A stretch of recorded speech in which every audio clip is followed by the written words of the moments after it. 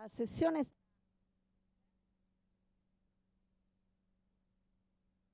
all'ingresso per... mi sentite? Sì.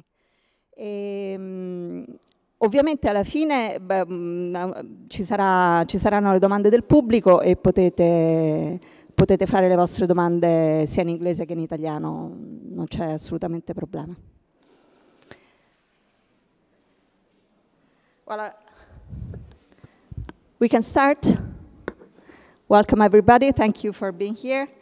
I'm Raffaella Menichini, I'm a journalist for La Repubblica, the Italian newspaper. I've been covering foreign news and women issues for a few years. In the last 2 years, I've been the social media manager of La Repubblica, and I'm very honored and glad to be here with this amazing panel of women. As you noticed, at this point of the festival, we're almost at the end of the festival, there have been a lot of panels about women issues made of women, but also about everything else, panels of women, which is quite outstanding. I must say, after many years of being in this festival, this is the first year that I see so many women speaking about journalism, and it's I'm personally very, very happy about it. So this is an additional reason for being happy to be here today. But the story we're telling today at this panel is quite different from the stories about women that you have been hearing at the festival so far. There's been a lot of panels about women's rights, women journalists, women on social media, and how to better tell their stories and their fights and the risks they take. But they're always women that have tools and means to be heard and to tell their stories in first person. The panel we have here today, the discussion we're having here today, is about women and their lot.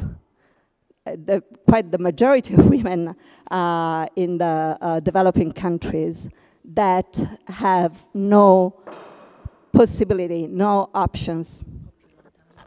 Oh, grazie. The radio producers, thank you.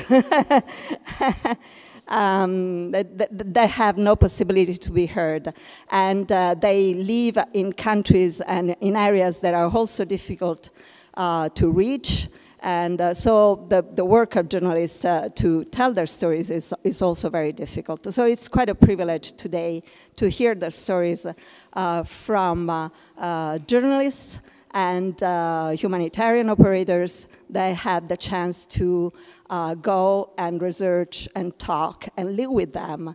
And also journalists that live in rural areas, like we'll hear shortly. I'm very grateful to IFAD for putting together these great panel of speakers. So a few words about IFAD. IFAD is the International Fund for Agricultural Development. Is a United Nations agency devoted to promote and sustain agriculture in developing countries.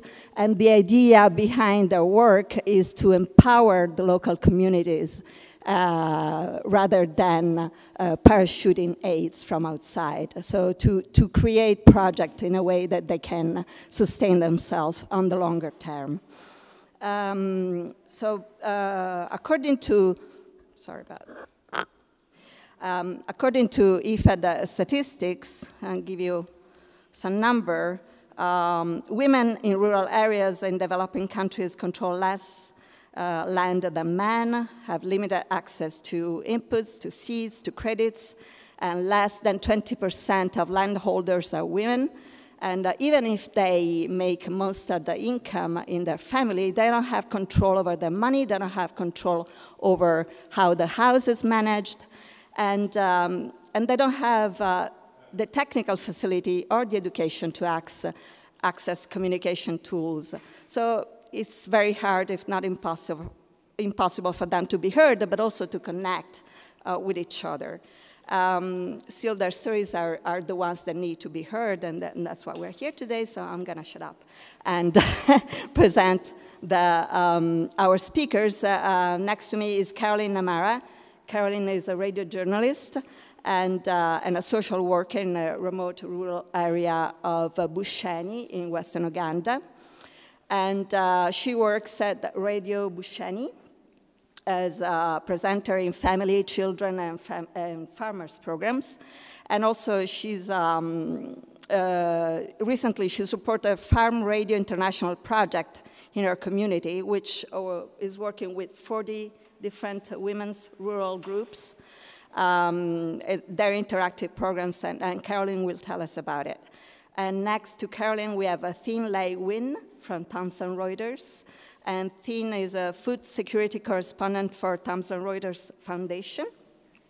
And she's originally from Myanmar, and after living many years abroad, she returned to her country and launched and managed Myanmar Now, which is a bilingual news service. And next we have Megan Williams. Megan is from CBC, the Canadian Broadcasting Corporation. She's a journalist and radio documentary producer. And she covers, from Italy, she covers migration issues. And also she's been traveling to Africa. And she covers Italy as well, and many other places in the world. And last but not least, Ilaria Firmian. She's Environmental and Climate Knowledge and Capacity Development Officer for IFAD. She works for IFAD. And she has supervised a number of projects on the field involving women in rural areas. And she will tell us about this project, how she hears about women's stories through the project. So I will start with Caroline. If you can tell us about your radio project, first how it works, and then the stories that you hear through the program. Yeah, thank you. Good morning. I want first to bring to your attention that whatever you're feeding on, or whatever the nations are feeding on, is food being produced by rural women. And there are these rural women who are poor and hungry after spending all that energy. Farm Radio International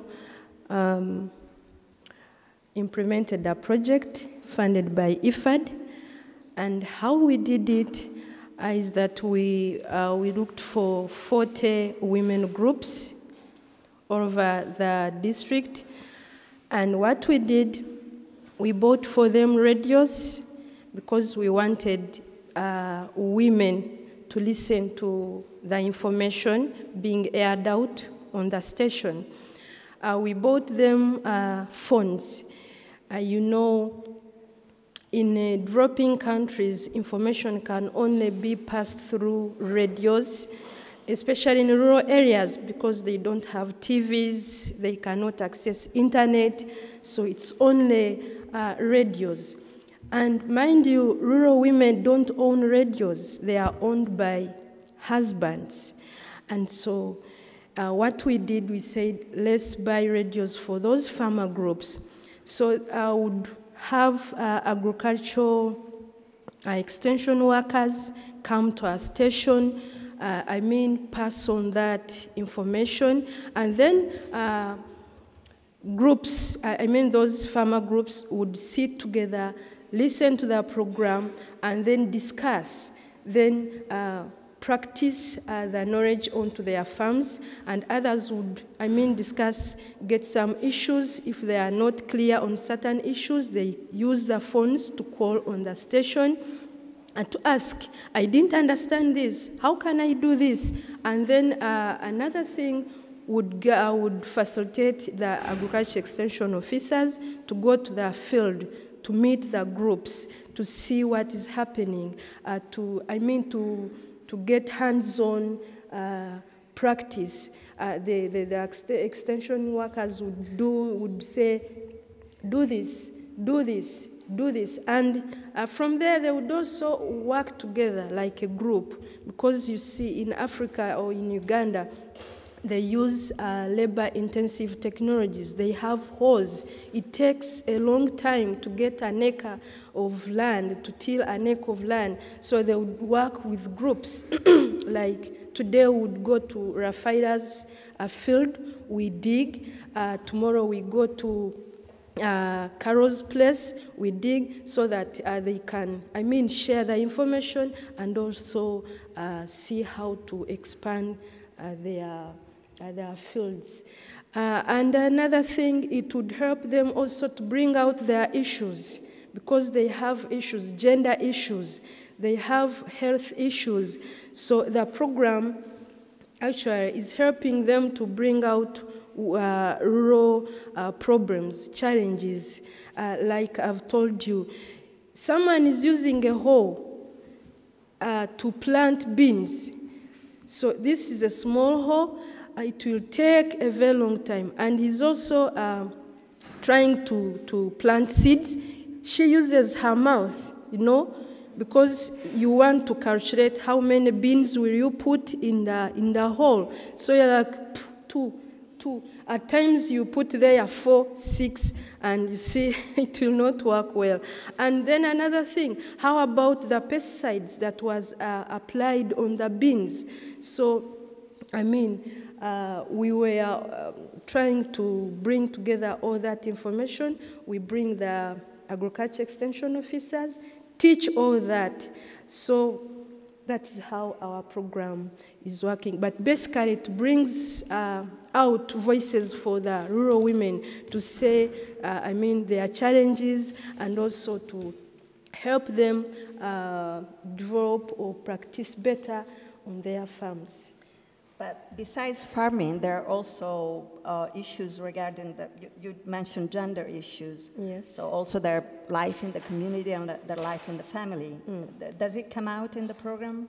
Yeah, it comes well, because what we do, we encouraged those women groups to call on their husbands to also join the groups, so that when we are talking about gender issues, when we are telling them about value addition, because as we will see in Africa, or generally in rural women, women are producers and men are marketeers. You spend all your time, you produce a bag of beans, but it's a man to look for the market. It's a man to decide. So they, in order to bring them together, we emphasized men joining women groups, so that when we're working together, they also, there is that male involvement in the program.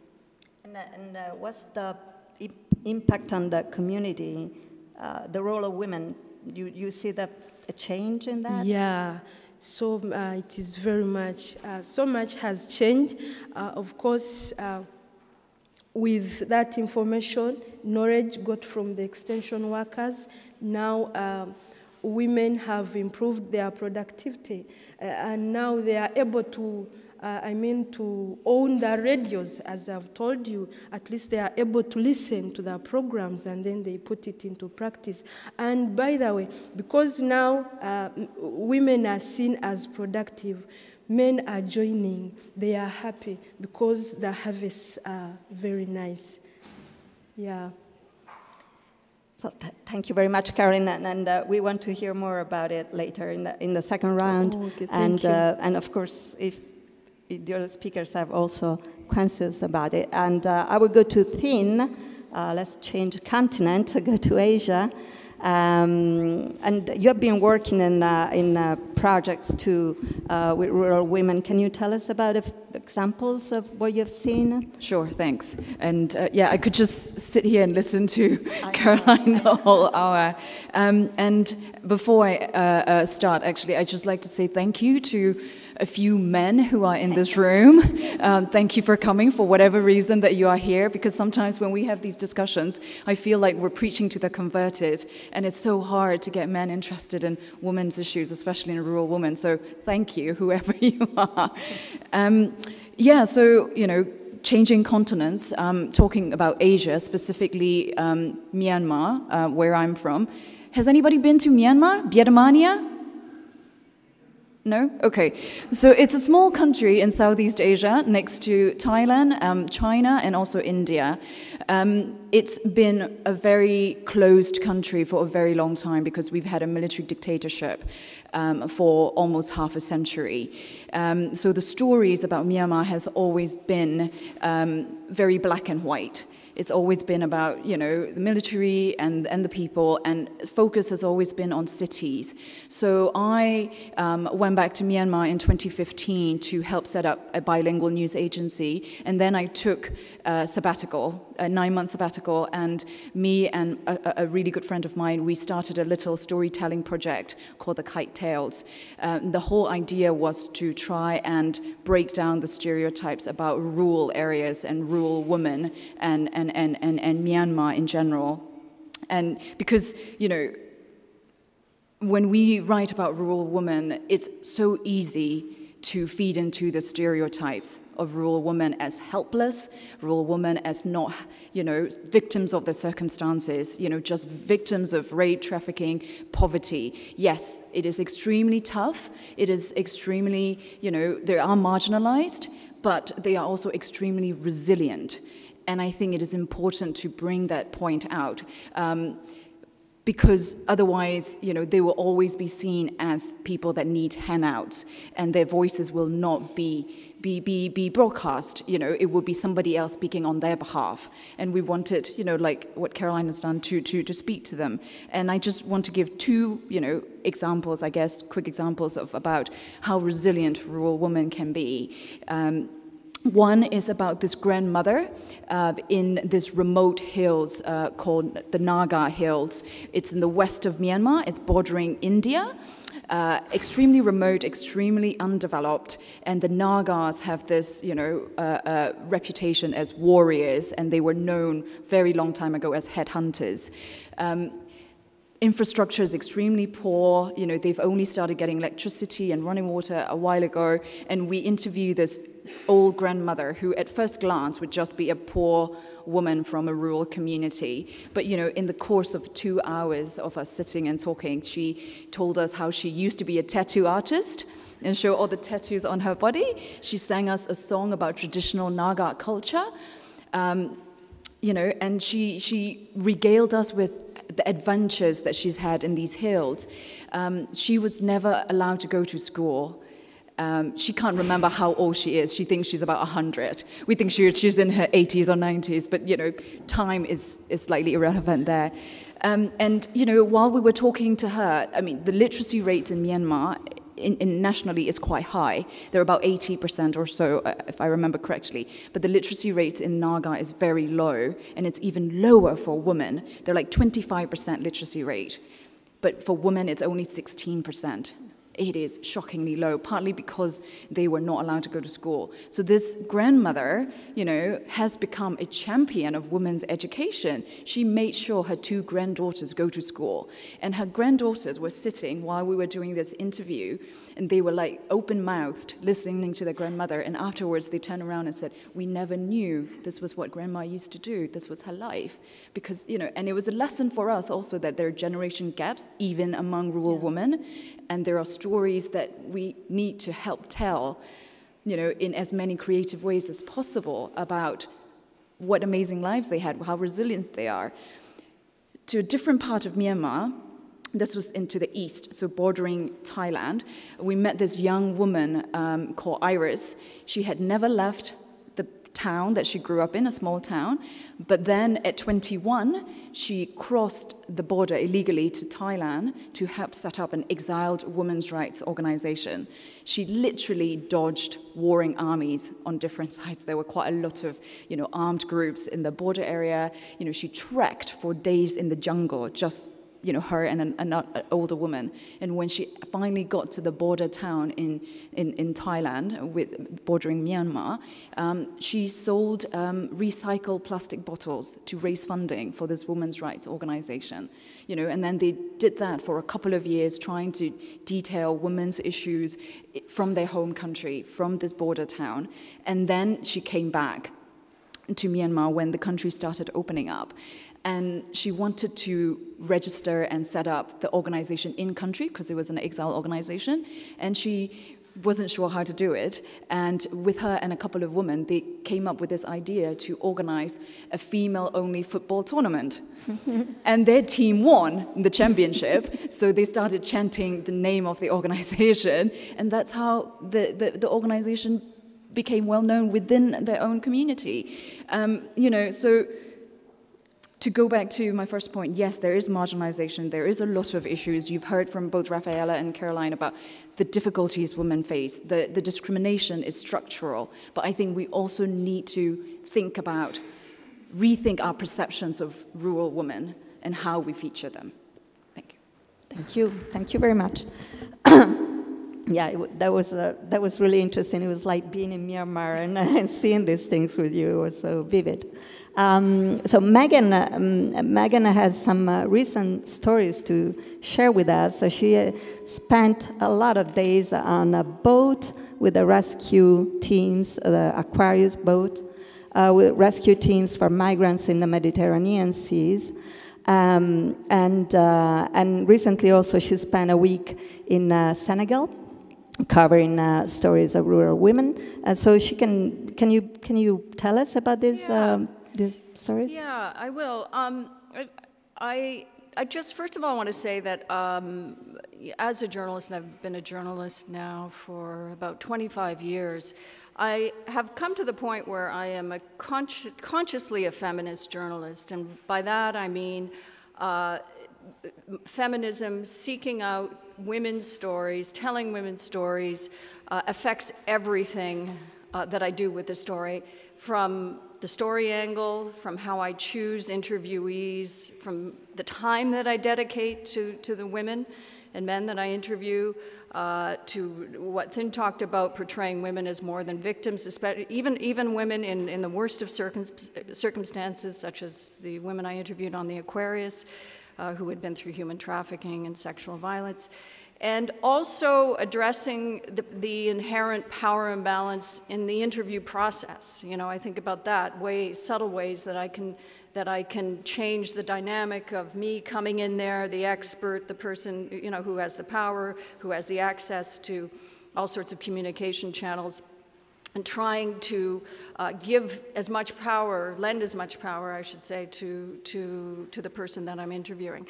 So yeah, I was on the Aquarius for about 16 days, and it's the migrant rescue ship that patrols the coast of Libya, saving these overcrowded rubber boats of migrants, and the teams on board are Médecins Sans Frontières and SOS Méditerranée.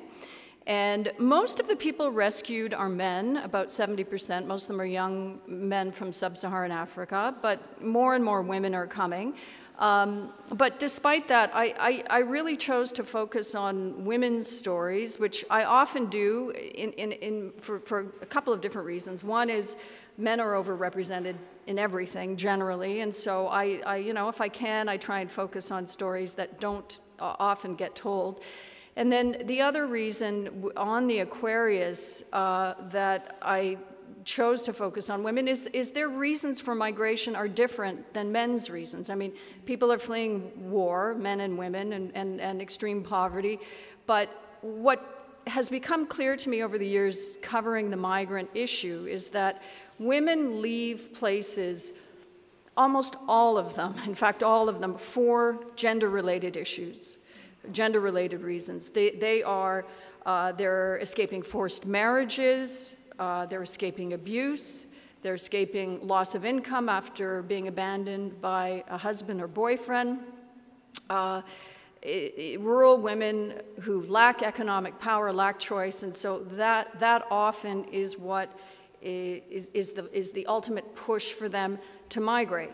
And you know, I think that's important it's an important story to tell because gender and class is the thread that runs throughout the full migration story for women. It's the reason why they leave. It informs their reasons why they leave. It informs their migration experience in the sense that they're raped. They experience terrible sexual violence along the migration route, and then they get to Europe or their final destination, and they're very vulnerable of the same kind of exploitation that was the initial reason for them leaving. As I mentioned, I focus on, in terms of my selection of interviewees, I do try and seek out women, and this can be challenging. I mean, it can be challenging here in Italy. I mean, in the Western world, we know that. And when I'm finished, I'll tell a quick story of something that happened to me here in Rome. But it's difficult often to find the same number of women to interview about a story as it is men, because men get more coverage in the media, period. So if you're looking for an expert, you're looking for someone to talk on something, the names put forward to you by just out there or by institutions are largely still men. So it takes extra time to find female experts on issues. And the third issue I wanted to talk about is timing. Both time spent during interviews, which I'll get to in a second, but also the extra time that it takes, again, to seek out people who might not want to talk initially, and especially with rural women in Senegal, they're not used to, they're not given a voice often. They're not given the space within their community, and their opinion is often not as valued as men's opinions. So it takes extra effort to say to the person, either your translator or whoever you're with, to say, I'd like to talk to a woman, and to take the time to win her confidence if she's shy, if she's reticent to talk to you, and also perhaps to take her away from peering eyes and ears of other villagers, because maybe what she wants to tell you, she doesn't want to tell the whole village. So it's, again, the time to find people who are not proposed, and the time spent with that person, so she'll open up. And as Thin talked about, it's very important to move beyond the victimhood that is often the story that we easily fall into when we're telling stories of poverty or isolation or sexual violence, or marginalization, all of those things that affect women worldwide. And I just want to tell quickly 3 different instances where I felt I was able to do this by listening carefully and by going off script in a sense. And a story that I did years and years ago was with, just after I finished university, I was a volunteer in Swaziland teaching English for a year, and became friends with a 17-year-old, the pregnant 17-year-old, who then went on to have her baby. I went back 10 years, and she was a single mother struggling and had just found out that she was HIV positive. So it was a really depressing story to tell. But what I did with her, and I had the time to do this, is I spent a day with her, just hanging out with her, cooking with her, and I was able to include a lot of joyful scenes, her cooking, frying up food in the kitchen and talking about how much she loved cooking. And, I'm conscious of not just telling the negative part of women's lives when you're interviewing them. And in my recent trip to Senegal, I would ask women about these economic projects they had been involved in, how it had changed their lives. I was interested in sort of personal empowerment stories. Well, the women wanted to talk to me about their new competencies. They wanted to talk to me about technology and how they'd mastered it. And that was what they were proud of. So shifting my script to give the women the power to take hold of the narrative. And I'll just, one last quick thing, because I'm running out of time. During the interviews, again, time comes into this a little bit, trying to give women more time, but switching the power dynamic as much as I can, and again, letting them direct what it is that they think is important, and being open enough to let them direct their own story and responsibly reflect that when I write it up. Thank you very much, Megan. And I think that you're pointing also to responsibility of finding new way to cover, which can be useful also in other areas, not only, try to find different angles and try to investigate all the layers that are involved when we go out as journalists to look at stories and not, you leave with an idea and you want to fill the gaps that you think you have, and then you find out that it's something completely different along the way. Thank you. So now we go on the field with Ilaria, and you can talk about what it means to work on the field, project with rural women, and spend more time there than probably all of us can do usually. Yeah, no, sure. I was a bit worried in the beginning because I thought I don't have the journalist approach it's a bit different, my approach in this panel, but I realized while listening to the other speakers how much of what they say speak to development projects as such, because, for someone like me who works on the ground, on the design and implementation of rural development projects, actually the type of challenges that there are, some those have been mentioned, and they mainly relate to the fact that the women we work with, they lack access to information, they lack access to resources, to knowledge. They have a huge workload, especially related to fetching water and fuel wood. They often don't have a voice in their community, and also they lack the decision-making power even in their household. And on the top of it, they cannot decide, for example, on their mobility, on their health. And these are all the factors that when we design or implement a project, we have to take into account. And at the same time, a development project, also because of the reason Raffaella just said, that it stays for a while in a community, is an opportunity to bring about a social and cultural change.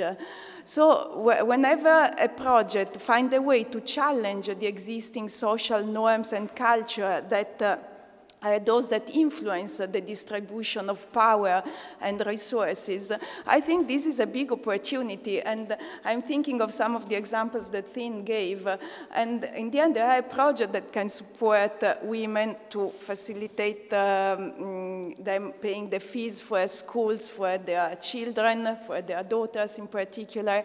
So, so I think that development projects are really opportunities in the sense for rural women.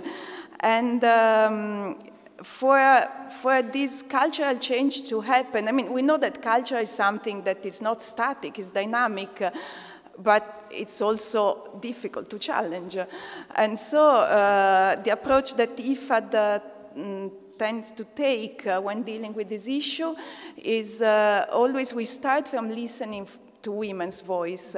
And we adopt a lot of participatory approaches in the design of the project. So we really try to listen to all the different gender groups, which means sometimes having separate discussions. And not often, we know women may not be willing to talk in front of men. So it implies a lot of also logistics, of time concerns, of having the right person in the field to do the right type of interviews with people. And we really think that it's very important to do a good analysis of the situation, of the context. And then on that basis, it's difficult to generalize because it's very, very context specific, the solution that a project provides. But normally, if we want a project to be gender transformative, this is a bit the development language now, we look at gender transformative projects. This has to happen through a combination of interventions. that look on one side at providing access to women to technologies, to resources, to different things, but at the same time also at building social capital. Because I mentioned participatory approaches earlier on, but also in general building capacity, providing information and knowledge, and maybe facilitating the creation of groups of which women can be part. These are all factors that can build women's self-esteem and maybe provide opportunities for them to speak out. The radio example is a good one. Actually, the radio project is one of those funded by IFAD, so it's an example, a concrete example of how project works. And sometimes, I mean, there are examples. I was recently on a supervision mission in Mali where we actually started piloting biogas digesters to give women access to, I mean, instead of going and collect fuel, they just they use animal manure to produce biogas. And this generates a huge saving in time for women. And it's interesting. So for us, I mean, we came to that pretty much with an approach of saving natural resources, more from a climate perspective, and for reducing women's workload. But we realized that there is an ongoing change. For example, many women reported the fact that their husbands, now they start heating their water by themselves. Some of them are even cooking, which was something totally unexpected and really, I mean, weird in the community. So this is just a little example, but how specific, maybe technology or specific intervention can bring about this cultural change that we want the project to do. That's the issue of the impact in the community of empowering women is very interesting, and also the reaction of men, no? So how important is, this is a question for all of you, how important is involve men? You mentioned that, Caroline, in this process. And, but are there also dangers when men feel threatened by women being more powerful? Is there a double problem here? Yeah, thank you. Actually, women in Uganda are very worried because there has been affirmative action towards women being educated. Girls are going to school, and we are worried. Men are saying women are being empowered. Who is going to marry these empowered women? They are very worried. So it's like when women are being empowered, socially, economically, then later men will go down. And yeah, there's something to worry. But as women, we are not worried because that's what we want. That's where we want to go. Yeah. So it's something that needs to be done in a way. So it's also the generational. When you talk about education, there's a generational issue there too. That for younger girls, for the girls, it's there are more opportunities now, or there's an effort to give them more opportunity. Yeah, girls are being. They have more opportunities to go to school, and. We are happy about that because, as we are saying, maybe this will reduce the rural women, because young girls are being married. They are early marriages because they are not educated. So we are like, if girls are encouraged to go to school, then maybe we shall reduce that. The challenges that rural women are facing. Because like my mother didn't go to school, she suffered. I grew up in a farming community, in a farming family, where I grew up seeing my mother suffering under the pressure of my father, doing all the work, taking care of the children, I mean, even grazing animals, then our father would come once in a while, you see, to sell cows, to sell bananas. And so my mother used to tell us that you're going to school, please don't be like those like children who are coming from big families. Know your status. And that's why I think that's why I'm here, because I listened to her. And much as I'm still living in a rural community, yes, but I'm not a rural woman. I'm not being stepped on like my sisters in our community. So we are like, if girls are promoted, then we shall be able to reduce the challenges down. That's very interesting. Anyone of you wants to jump on this? I guess this is, I guess, perhaps something for the development actors, and I'm sure you're already thinking about it. One thing that I've noticed in communities that I've covered, men are more supportive if they are involved in the projects themselves, so it doesn't feel that they're not excluded, so they don't, and they're made to understand that this is not a zero-sum game. It doesn't mean that women gain and you lose. It's that women gain and you gain too. That's the biggest difference that my experience covering these communities shown is the ones that understands that are the ones where there is a much more where the development programs work, and there is this understanding that women needs all these support, and in communities where that is not understood, and when they feel excluded, they feel that power has been taken from them and that is being given to the woman, that loss of power. I think that's a very important thing to think about. I would like, really on exactly this point, I would like to quote a IFAD project coordinator in Mauritania. We recently have the IFAD Gender Awards that are given yearly to the projects that perform best on gender issues. And of course, the question of men's resistance came up, and the guy said, there's not such a thing as men's resistance, it's just a lack of awareness. And I found it very interesting, especially coming from a man's perspective. And because he really said it's normally when you involve men in development processes, they really, it's so easy to see that gender-sensitive programming is something that goes beyond human rights and equity issues, but it's really a value issue too. And whenever, we always to get better value and better development outcomes when we invest in women. And this is something that men see.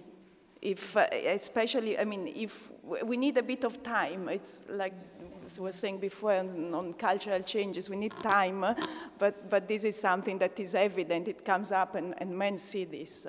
So yeah, it's important, and of course in the development world, more and more we work using methodologies that do not look only at the community, but even sometimes they go more into the household and try to facilitate change dynamics within the households, for example. This is an approach that we use more and more in IFAD, or also, as I was saying before, building women's group, creating leadership position.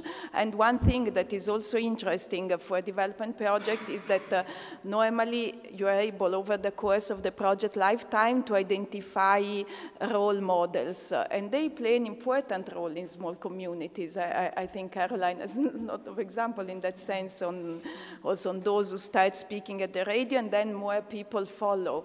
And whenever there are men who play a role which is more open to women's empowerment and so on, then it's always a good starting point. So we try within our project, when we have situations like that, to promote them. Yeah. So I have one last question before opening to the floor. So if you have questions, have them ready soon. And it's about the challenge of coverage, because we're mentioning a lot the word time, And there's also the word resources, and these are two things that journalists don't have currently, don't have much. But, so is this a problem, and how can we overcome it? How can we deal with it? Yeah, it's a huge problem. You know, especially if you're doing a quicker news story where you have to file, you know, a boat, in my case, it was a mass drowning of migrants, go and interview some of the people who survived and file right away. I don't know, you know,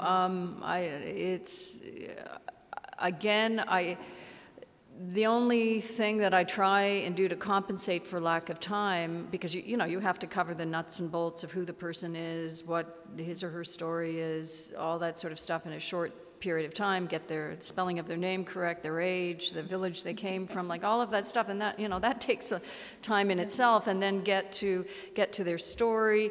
What I try and do is include what I call sort of dissonant elements in the interview, stuff that again, doesn't fit the narrative. I mean, I'm thinking when I was in Senegal, I was interviewing a woman farmer, and she was talking about the burden of feeding her family, and her husband had migrated years ago to Italy. And he had come back every so often, but he'd essentially been gone for 20 years, and so he sent money back, but she was the one who was looking after the kids and doing the farming, and so she was kind of telling me her story, and then at some point she sort of laughed, and so I said to the translator, you know, what did she say?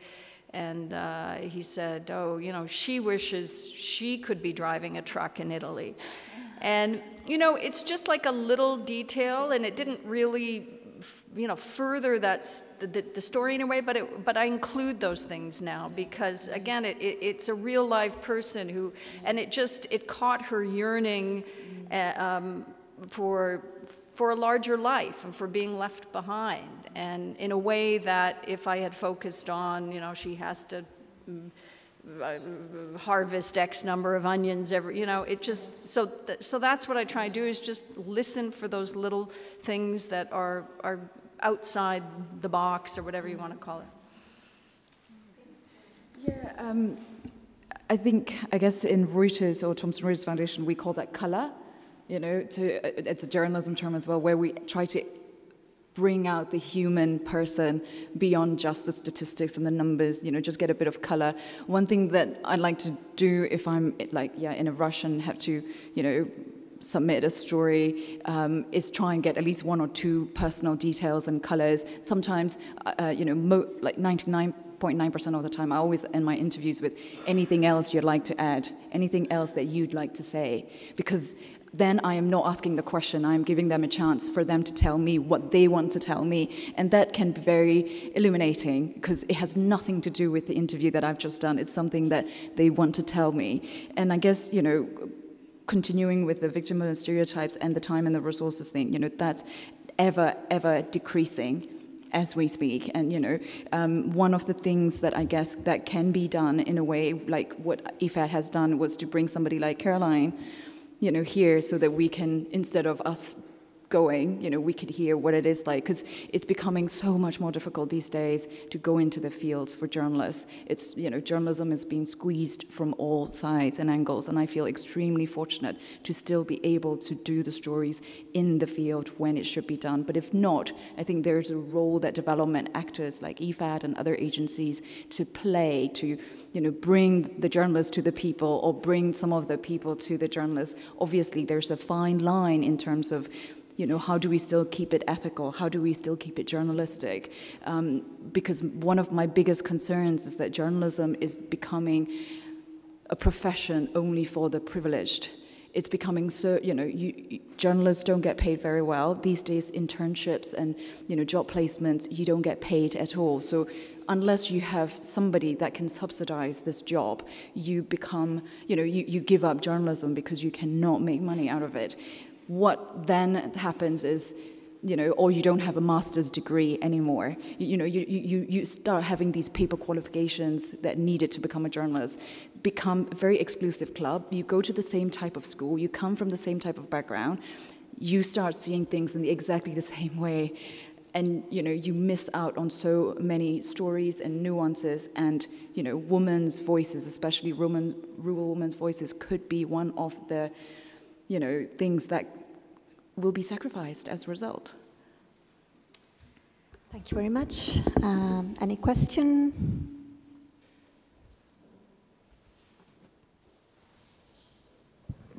Thank you. Thanks a lot for the whole panel for bringing out inspiring stories and a lot of points to think about. I have two questions. First, I have a question to Megan.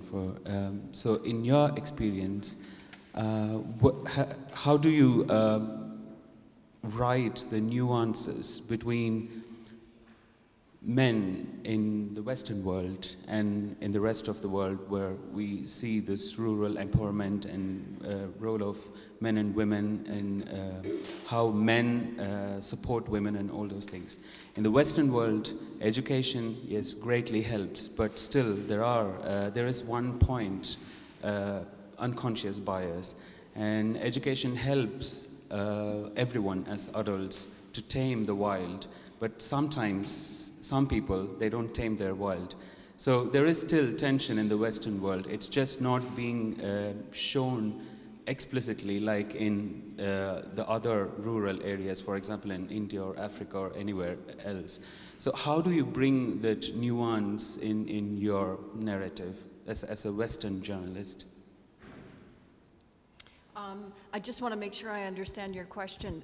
Bring the nuance of what telling rural women's lives? Yeah, it's in a way, how do you steer away from the stereotypes of rural men and women when you talk about gender issues as a Western journalist? Because as a Western journalist, you might have one experience in your part of the world, and you see a different experience, and how do you remove your pink glasses?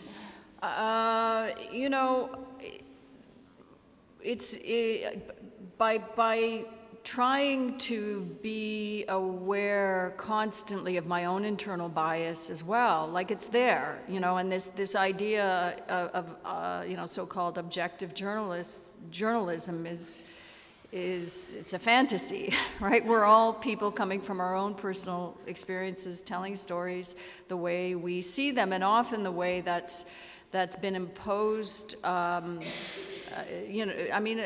it's sort of, the narrative has been shaped traditionally from our own culture. So certainly in the Western world and all different parts of the world, it's a white male narrative still. And so, again, I try and focus on the competencies, like the empowering story, if it's there. But I was at another panel yesterday, and she said, don't censor, don't censor out the hardship and the violence and all that stuff, but tell the story in an empowering way as much as you can. And one thing that I've started to think about a lot too is just the dignity of the person. Like if that were my daughter I'm writing about, or if that were a dear friend or my mother, would I feel comfortable portraying her that way?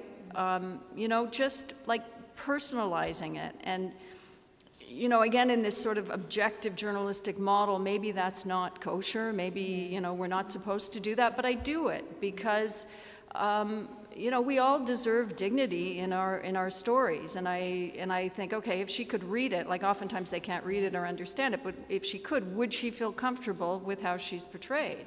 And if I'm okay with my conscience on that, then that's the best I can do, right? Because I'm failing in so many ways, always.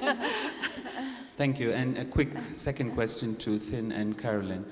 Because this session is being, in a way, supported by a group that supports farming and women in farming.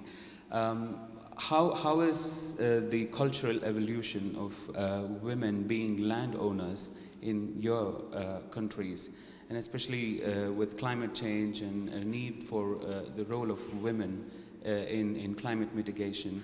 I observe, in my understanding, that land ownership given to women is really important. So, because I felt that both of you kind of touched these points, so I want to know a little bit more. How does this work in Uganda and Myanmar, for example? That's all.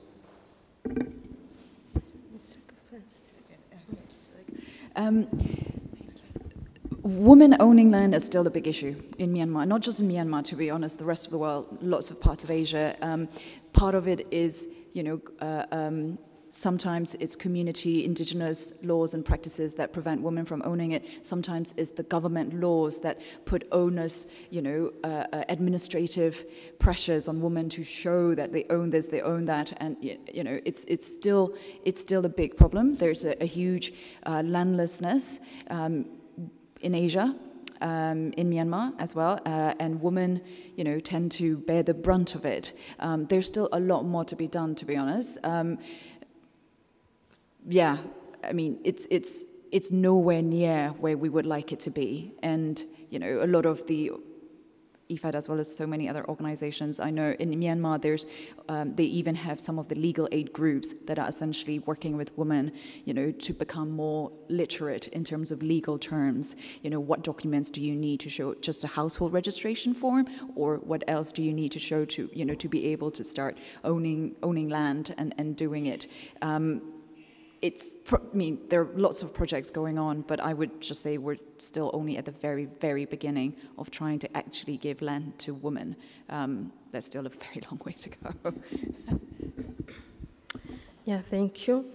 In Uganda, land is owned by men, and women lack land rights. So even if your man dies, strictly your children will own land, and that is legal. And there is a certain percentage when you lose a man, when you lose a husband, that a woman is supposed to get, and it is just a little percentage, like 1% over the land, and the rest is being shared by children. So legally, still women have a challenge in owning land. So that's why I was telling you that even if you put too much on the land, even if you invest too much, even if you build a land, house, or put a farm on that land, still you don't own that property. So still legally, I think the government has not supported women in getting land rights. You can imagine you're married to your husband for 30 years, 40 years, but if they are to divide the land, you just get 1%. So we still have that challenge in Uganda. And even culture is still stuck in their minds, because I think if you're educated, you are a husband, you should, in your will, you should write that land belongs to our family, land belongs to my wife when I'm not there. But still that culture is big in them. They don't mind about their wives, so we still have that challenge to go about.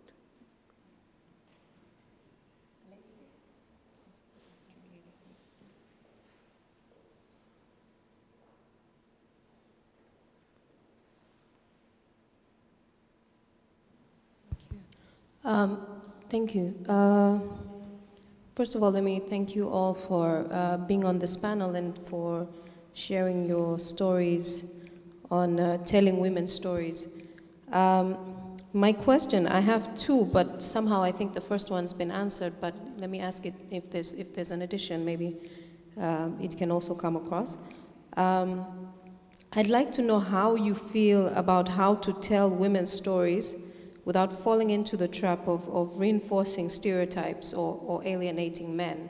I know you've discussed it to some extent, but the question that I have that specifically is, how do you get men to also be involved in telling women's stories, and what that would look like. You know, would we have, you know, in a perfect scenario where men are telling women's stories, women are telling men's stories, and we're all telling each other's stories without any, you know, what would it look like? What would the men do? Would they be doing differently from what what you're doing? You know, do you have any insights on that? I work with an organization that supports building capacity of all journalists and in Tanzania, and we are trying to amplify women's voices in the media and women's presence. And we work with male and female journalists. And I mean, typically we just have them all understanding the, you know, trying to help them all to understand gender issues. But I'm very interested in your specific insights into this, and whether you feel we are getting to a point where we could actually have a man maybe in Caroline's seat, or in Caroline's, sorry Caroline, I'm not sure, you know, but I'm wondering if we're getting there, or what we need to do to get there. Oh, thank you. Let me just, in our program with Farm Radio International, we had what we call male champions, because we thought if we don't involve men in this project, it would not work. So at the very start, we invited men. We trained them first before we trained their wives, because, you know, if you don't inform a man, then, I mean, if you call a woman for a training, the man will say, no, no, where are you going? Maybe you're going to town, or you're going to our own things. Or if you come with a radio or the phone, he'll say, okay, so Mr. X has bought for you a phone, such things. So we made sure that at the very start, we first train men, and we call them male champions, because we wanted them to champion, to take the information at the very start before we go there. So we had sessions, different sessions, at the station, at the radio station, so that men were also bringing out the challenges that their own women were facing.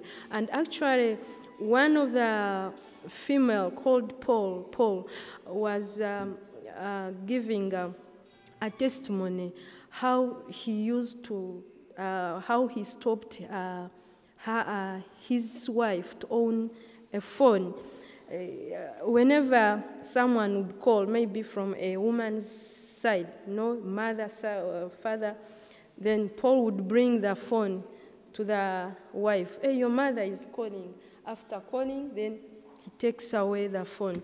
So, I mean, after that program, after involving him and going with him to the field and all that training, he came out to be a champion. Even up to now, I have some pictures where you find him, sweeping the compound, helping his wife in the banana plantation, and even carrying the baby. I think we have tried, and we think if we continue with that program, maybe men will also be able to tell stories, tell my story.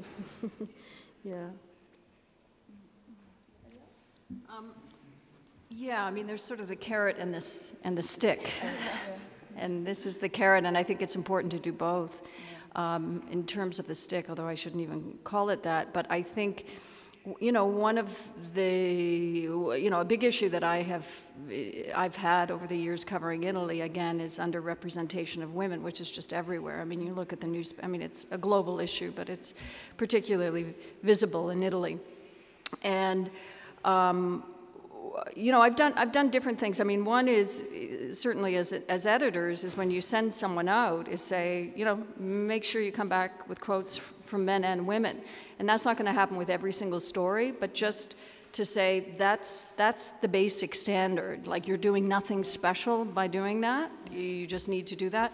The other thing that I've really become active in doing over the past number of years in Italy is every time there every time I get a press release that there's a press conference coming up and it's an all-male panel or almost an all-male panel, which we call manels, I write the press person, who's almost always a woman, and I say, thanks for sending this, it sounds interesting, just to let you know I will not be going because there is not a woman on it. And I CC everybody now, or I actually go and find emails of people from the organization higher up, because at the beginning, if it was just a female press person, you know, she'd get back and it would end there. Now when I CC everybody, you know, there's a little panic in the organization and they get back to me. Always the same excuses. Oh, we invited a woman, she couldn't make it, da, da, da. So I do that now, and then when manels show up, all-male panels at the Foreign Press Office in Rome, I always put up my hand and say, you know, I'm just curious why you think it's acceptable to come without a woman. And they get, you know, they get uncomfortable. And this year, I did that question in an all-male political panel before the elections, and it went viral. I don't know why at that particular time, but it just got picked up all throughout Italy.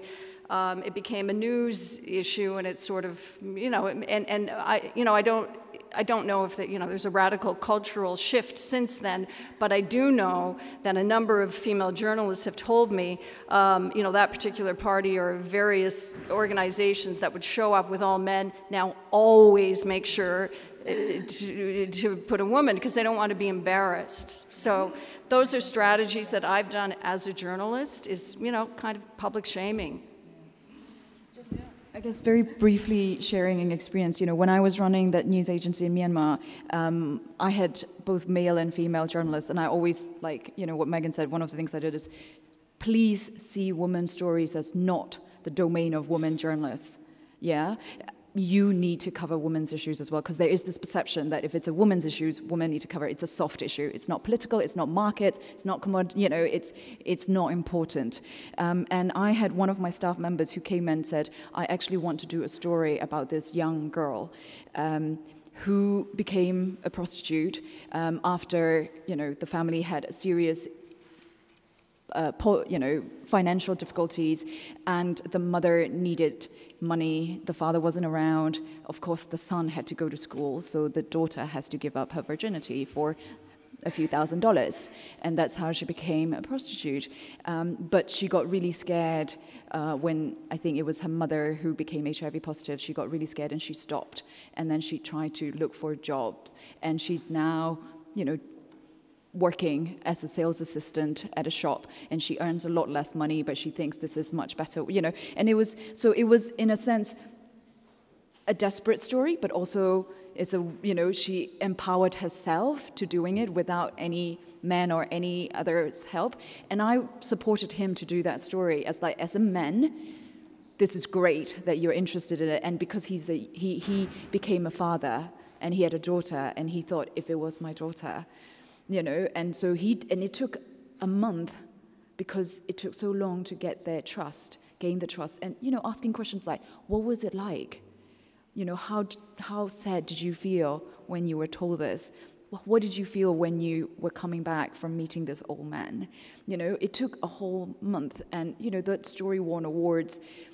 But, you know, one of the feedback I got from one of the bosses was like, oh, 1 month for a story, that's just too long. You know, so it is, you're trying in a constant battle to, but, you know, it's good, try to find male champions of women's issues. They are there. They may not be very obvious, but they are there, and support them as much as we possibly can. I think that's, you know, that's all we can do. There's something to do about training too. You know, journalism schools, it's, there's a lot of work to do there too. You had a question? No? Okay. I remember you. I was just interested about what you were saying, that it's really difficult for, like, journalism is very privileged, and it's difficult to include people with certain backgrounds. And I was just wondering if there are any initiatives, particularly in the Reuters Foundation, to include people, particularly rural women, in journalism. One of the things that Thomson Reuters Foundation does is journalism training. So training of journalists from developing countries. That's what, one of the big components of what we do. And a lot of the times we focus specifically on developing countries because that's the journalists that we want to train and that needs more help. We don't have a program specifically just for women from rural communities, but part of our training is on covering women's issues and especially rural women's issues. We've been doing that for many years, and we will keep doing that for many more. I unfortunately do not have the power to hire people, but I'd like to think that one of the things we look at is not just what paper qualification you have, but what insights can you bring, and what kind of interesting things that you could say that we can't say. But yeah, it's a real fear that I have. Questions? I have a curiosity about the technological divide, because I think that this is a big problem in many of these areas. Not owning telephones, not having access to the internet, that really makes the difference between these women living in these areas and, for example, us talking here and sharing stuff on social media and knowing of each other's stories.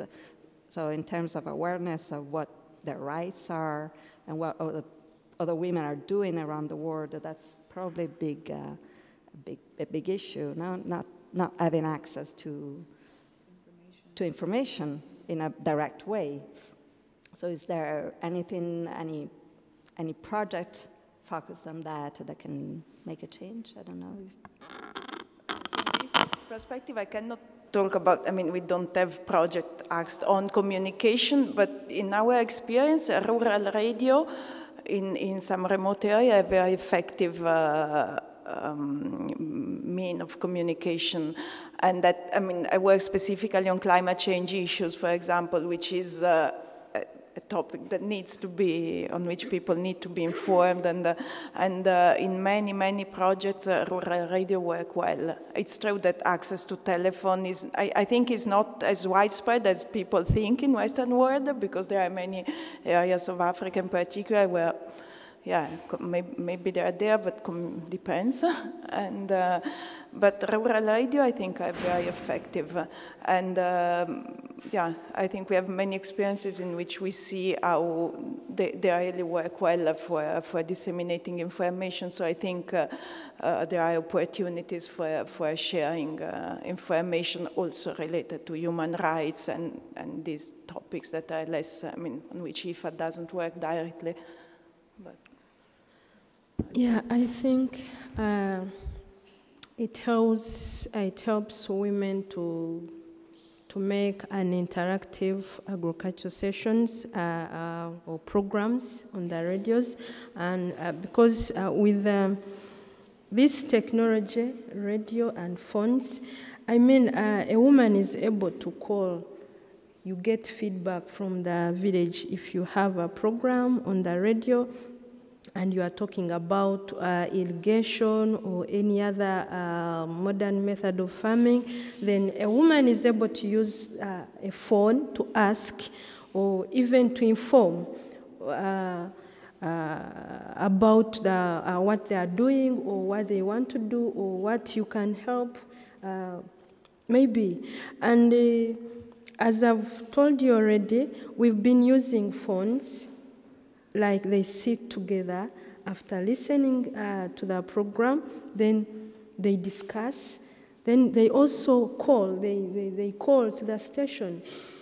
They get information and also inform you, or maybe what they want or what they lack in the village or in what they are doing. So I think if information is passed through these small media, radio or telephone, of course, for the internet, it can't be easy. It is not easy for a rural woman to use internet because most of them are not educated. But they are trained to just press, call, then answer. And That's the only thing, or maybe the major thing they can do. But basically, radio programming and even listening to them and maybe calling, and yeah, it can work for rural women. Who makes the call? Do they decide together who has to Yeah, of course they decide, don't think anyone can can call. But what they do, today they say, Raphael, Thin, you're going to talk about this. Then next day, because all of them must answer, by the end of the month, they must answer. It is a must. We want to listen to their voices, what they are saying. So we say at the end of the month, we shall make a roll call to see who has called and who has not called. So today they say 3 of us will answer this question. Then tomorrow it's this and that. So at the end of the day, all of them, they have participated. Yeah. Anyone else? Where to wrap up, I think. Well, I want to thank you all very much. And this has been an amazing panel. Thank you. Thank you all. Goodbye.